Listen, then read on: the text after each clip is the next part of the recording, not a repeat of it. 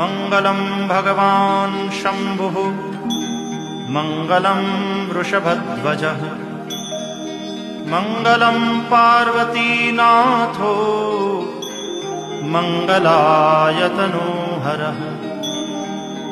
सर्वमङ्गलमाङ्गल्ये शिवे सर्वार्थसाधिके शरण्ये त्र्यम्बके गौरी नारायणि नमोऽस्तुते।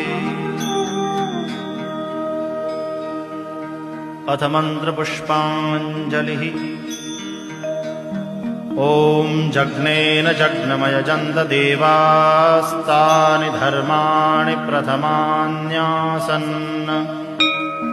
तेहनाकं महिमानः सचन्त यत्र पूर्वे साध्याः सन्ति देवाः।